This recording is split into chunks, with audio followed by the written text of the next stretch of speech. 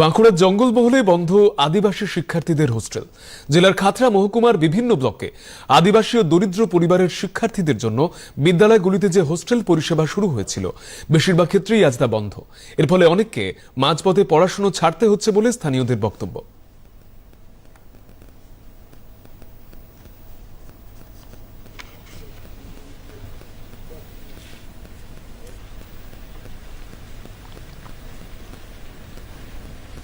হোস্টেলটা চালু হলেই তো ভালো হয়, তার কারণ এখানে আদিবাসী অধ্যুষিত এলাকার ছেলে মেয়েরা পঠন পাঠনের সুবিধা হবে থেকে অনেকে তো দিন আনে দিন খায়, হ্যান্ড টু মাউথ টু। তাহলে তাদের গার্জেনগুলো এখানে দিলে যেন ছেলে নিরাপদে থাকবে, কিছু পড়াশোনাও হবে আর খেতেও পাবে। তাহলে তারা বাড়ির কাজে অন্যান্য যেসব কাজ করে লেবারের কাজ, সে কাজে যেতে পারবে। আর ছেলে নিয়ে তো কাজে যাওয়া সম্ভব না। রানীবাঁধ ব্লকে মোট হোস্টেলের সংখ্যা 23। এটা মূলত বাম আমলে 80-র দশকের শুরুর দিকে এগুলো তৈরি। এগুলোর মধ্যে এখন আপাতত 16টা আমরা দেখতে পাচ্ছি টোটালি বন্ধ, টোটাল। এবং দুঃখের বিষয় যে এর মধ্যে একবারে প্রিমিটিভ ট্রাইব শবরদের জন্য হোস্টেল ছিল, দুটো শবরদের জন্য হোস্টেল ছিল। ধানাড়ায় একটা শবরদের হোস্টেল, বেডলাতে একটা শবরদের হোস্টেল ছিল।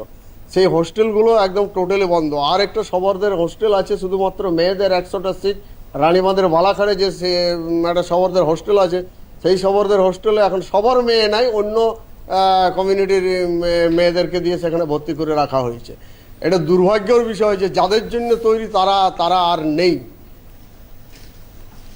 শিক্ষক মলয় মর্দনিয়া মনে করেন, দরিদ্র পরিবারের ছেলে মেয়েদের পড়াশোনার অধিকারটুকুও প্রশাসনিক গাফিলতির কারণে ভুলুণ্ঠিত। প্রান্তিক এলাকার যে তপশিলি জাতি উপজাতি পিছিয়ে পড়া ছেলেমেয়েরা, তাদের পড়াশোনার যে একটা অধিকার প্রতিষ্ঠিত হয়েছিল আগে, সেই অধিকারটাই কেড়ে নিতে চাইছে রাজ্য সরকার। এটা হচ্ছে মূল কারণ। এবার একটা টেকনিক্যাল প্রবলেম কিছু আছে, যেমন ডাইরেক্ট টাকা পয়সা ঢুকে যাচ্ছে, ছেলেদের কাছ থেকে আদায়ের ব্যাপার আছে, এগুলো আছে। কিন্তু এগুলো খুব বড় সমস্যা বলে আমরা মনে করি না। ইচ্ছে করলে চালানো যায়, কিন্তু রাজ্য সরকারের একটা উপেক্ষা বলতে পারেন। ছেলেমেয়েদের অধিকার তারা দিতে চাইছে না, যাতে এই এলাকার ছেলেমেয়েরা, প্রান্তিক ছেলেমেয়েরা যাদের বাড়িতে খাওয়া পড়ার ঠিকমতো ব্যবস্থা নেই, তারা এই হোস্টেলে থেকে একদম প্রাথমিক শিক্ষা থেকে শুরু করে মাধ্যমিক উচ্চ মাধ্যমিক শিক্ষাটা গ্রহণ করবে, এই জায়গাটা বোধহয় সরকার চাইছে না। এটাই হচ্ছে মূল বিষয়। শিক্ষা দপ্তরের দাবি, এই হোস্টেলগুলি আবার চালু করার উদ্যোগ নেওয়া হয়েছে। এ সম্পর্কে জানিয়েছেন বাঁকুড়ার ডিআই অফ স্কুলস পীযূষ কান্তি বেরা। হোস্টেলগুলো বিগত 2 বছর আগে যেগুলো বন্ধ ছিল, এই বছর আমরা প্রায় 15 থেকে 20টি হোস্টেল নতুন করে চালু করেছি। এবং এইটা নিয়ে আমাদের শিক্ষক মহলে এক সময় যখন হোস্টেলের নিয়ম পরিবর্তন হয়, তখন হোস্টেলগুলো বন্ধ হচ্ছিল। আর কাছাকাছি এইচএস স্কুল না থাকার জন্য আগে হোস্টেল দরকার হতো, যাতে দূর থেকে আসতো। এখন তো এইচএস স্কুল নাগালের মধ্যে পায়, তবুও আমাদের হোস্টেলগুলো পুনরায় চালু করা হচ্ছে। বিশেষত খাতড়া এলাকায়, খাতড়া সাব ডিভিশনে অনেকগুলো হোস্টেল আমরা খুলেছি এবং আগামী বছরও, মানে এই বছরের মধ্যেই আমরা আরও কয়েকটা হোস্টেল, বিশেষত গার্লস হোস্টেল যেগুলো আমরা খুলছি।